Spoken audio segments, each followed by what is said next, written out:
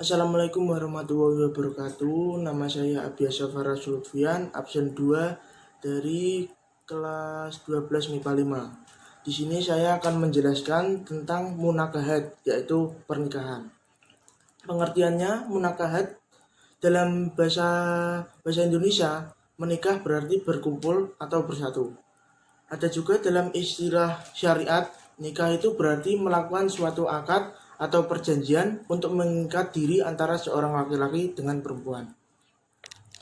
Yang kedua yaitu hukum menikah. Di sini hukum menikah dapat berubah-ubah, bisa menjadi sunnah, wajib, makruh, ataupun haram. Yang pertama sunnah. Sunnah yaitu bagi orang yang ingin menikah, mampu menikah, dan mampu pula mengendalikan diri dari perzinaan walaupun tidak segera menikah, maka hukumnya adalah sunnah. Yang kedua, wajib. Bagi orang yang ingin menikah, mampu menikah, dan ia khawatir berbuat zina, jika tidak segera menikah, maka hukum nikahnya adalah wajib. Yang ketiga yaitu makruh. Bagi orang yang ingin menikah tetapi belum mampu memberikan nafkah terhadap istri dan anak-anaknya, maka hukum nikah adalah makruh. Yang keempat, haram. Bagi orang yang bermaksud menyakiti wanita yang akan ia nikahi, maka hukumnya adalah haram. Poin yang ketiga yaitu tujuan pernikahan. Secara umum, tujuan pernikahan menurut Islam adalah untuk memenuhi hajat manusia dalam rangka mewujudkan rumah tangga yang bahagia sesuai dengan ketentuan-ketentuan Islam. Tujuan pernikahan yang bersifat umum itu diuraikan secara terperinci. Tujuan pernikahan yang Islam dapat dikemukakan sebagai berikut. Yang pertama, untuk memperoleh rasa cinta dan kasih sayang Allah. Yang kedua, untuk memperoleh ketenangan hidup. Yang ketiga, untuk mewujudkan keluarga yang sakinah, mawaddah, warahmah. Poin yang keempat yaitu rukun nikah. Rukun nikah ada 5 macam. Yang pertama, ada calon suami. Calon suami ini ada beberapa syarat, yaitu laki-laki yang sudah berusia dewasa, yaitu 19 tahun, beragama Islam, tidak dipaksa, tidak sedang ihram haji ataupun umroh, dan bukan mahram calon istrinya. Yang kedua yaitu ada calon istri. Ada pula syaratnya yaitu wanita yang sudah cukup umur yaitu 16 tahun, bukan perempuan yang musyrik, tidak dalam ikatan perkawinan dengan orang lain, bukan mahram bagi orang calon suaminya. Yang ketiga ada wali nikah. Wali nikah yaitu orang yang menikahkan mempelai laki-laki dengan mempelai wanita atau mengizinkan pernikahannya. Di sini ada 2 yaitu wali nasab. Wali nasab yaitu wali yang mempunyai perikatan darah dengan mempelai wanita yang akan dinikahkan. Yang kedua adalah wali hakim, yaitu kepala negara yang beragama Islam. Ada pula syarat-syarat yang harus dipenuhi oleh seorang wali nikah, yaitu sebagai berikut. Yang pertama, beragama Islam. Yang kedua, laki-laki. Yang ketiga, balik dan berakal. Yang keempat, merdeka dan bukan hamba sahaya. Yang kelima, bersifat adil. Yang keenam, tidak sedang ihram haji ataupun umroh. Rukun yang selanjutnya syarat yang selanjutnya yaitu ada 2 orang saksi. Yang kelima, ada akad nikah yang diucapkan. Poin yang selanjutnya yaitu poin yang kelima yaitu muhrim. Menurut bahasa, muhrim berarti yang diharamkan.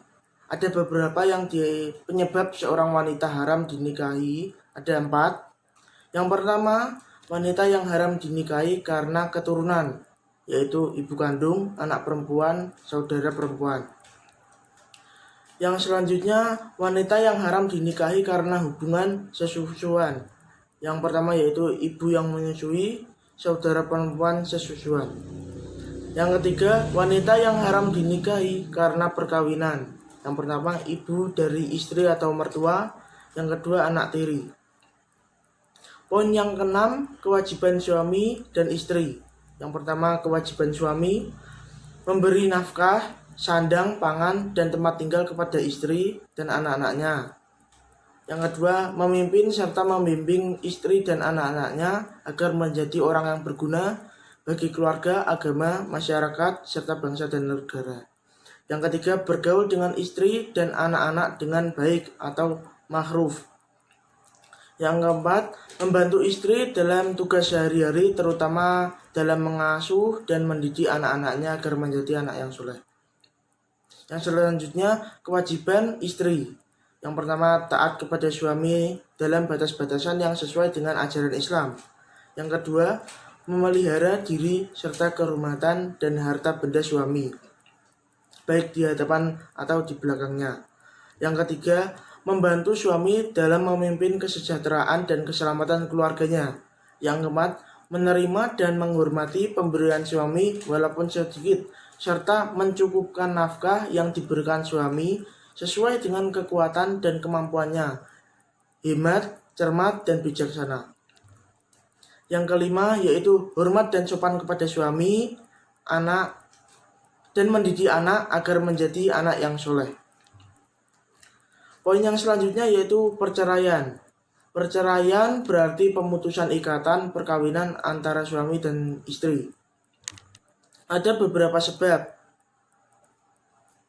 Hal yang dapat memutuskan ikatan perkawinan adalah meninggalkannya salah satu pihak, suami atau istri, yaitu talak, fasoh, hulu, li'an, ila, dan zihar. Yang pertama, talak. Talak berarti melepaskan ikatan perkawinan dengan mengucapkan secara sukarela ucapan talak dari pihak suami kepada istrinya. Talak juga dibagi menjadi dua macam, yaitu talak raji dan talak bain. Yang selanjutnya, fasoh. Fasoh adalah pembatalan pernikahan antara suami dan istri karena sebab-sebab tertentu. Yang ketiga, hulu. Menurut istilah atau bahasa, hulu berarti tanggal. Dalam ilmu fisik, hulu adalah talak yang dijatuhkan kepada suami kepada istri dengan jalan tebusan dari pilihan istri, baik dengan jalan mengambil mas kawin kepada suaminya atau denda, memberikan sejumlah uang atau harta yang disetujui oleh mereka berdua.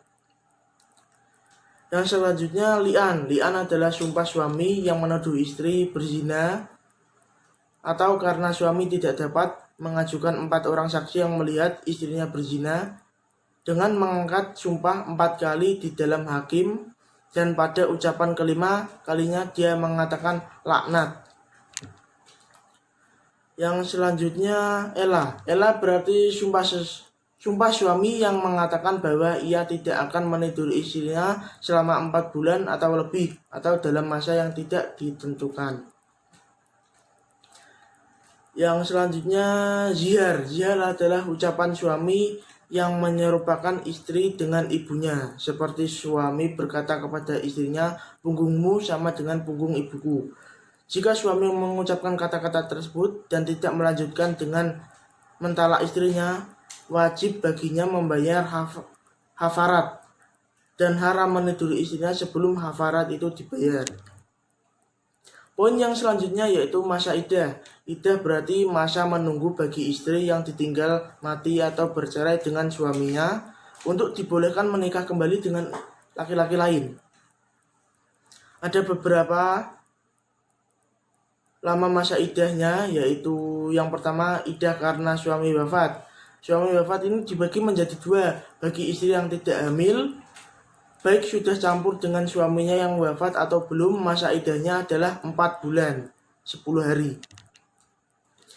Yang kedua, bagi istri yang sedang hamil, masa iddahnya adalah sampai melahirkan. Yang kedua, iddah karena talak, fasoh, dan hulu. Ini juga dibagi menjadi 2, bagi istri yang belum campur dengan suami yang baru saja bercerai dengannya, tidak ada masa iddah. Yang kedua, bagi istri yang sudah campur, masa iddahnya adalah 1. Bagi yang masih mengalami menstruasi, masa iddahnya ialah 3 kali suci. Yang kedua, bagi istri yang tidak mengalami menstruasi, misalnya karena usia tua atau menopause, masa iddahnya yaitu 3 bulan. Yang ketiga, bagi istri yang sedang mengandung, masa iddahnya ialah sampai dengan melahirkan kandungannya. Poin yang ke-9 yaitu rujuk. Rujuk berarti kembali, yaitu kembalinya suami kepada ikatan nikah dengan istrinya sebagaimana semula. Selama istrinya masih dalam masa iddah, hukum rujuk asalnya mubah, artinya boleh rujuk dan boleh pula tidak. Akan tetapi hukum rujuk bisa berubah sebagai berikut. Yang pertama, sunnah. Misalkan apabila rujuknya suami kepada istri dengan niat karena Allah untuk memperbaiki sikap dan perilakunya serta bertekad untuk menjadikan rumah tangganya sebagai rumah tangga bahagia. Yang kedua, wajib. Misalnya bagi suami mentalak salah seorang istri, sedangkan sebelum mentalaknya ia belum menyempurnakan pembagian waktunya. Yang ketiga, mahruh. Apabila meneruskan perceraian lebih bermanfaat daripada rujuk. Yang keempat, haram. Misalnya jika maksud rujuknya adalah untuk menyakiti istri atau untuk mendurhakai Allah. Ada rukun rujuk, ada 4, yaitu sebagai berikut. 1. Istri sudah bercampur dengan suami yang mentalaknya dan masih berada pada masa iddahnya.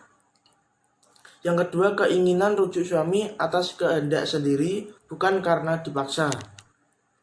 Yang ketiga, ada 2 orang saksi, yaitu 2 orang laki-laki yang adil.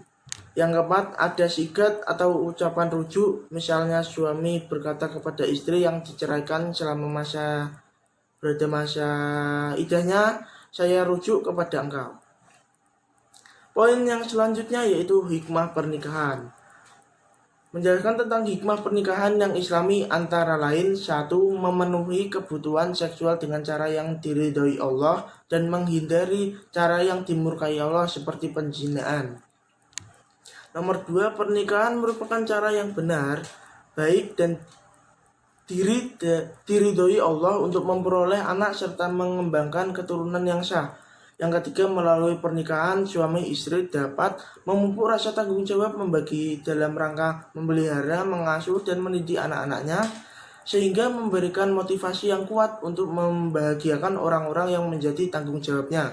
Yang keempat, menjalin hubungan silaturahmi antara keluarga suami dan keluarga istri. Itulah materi pernikahan yang dapat saya sampaikan. Masih banyak sekali kesalahan dari saya. Sekian, Assalamualaikum warahmatullahi wabarakatuh. Terima kasih.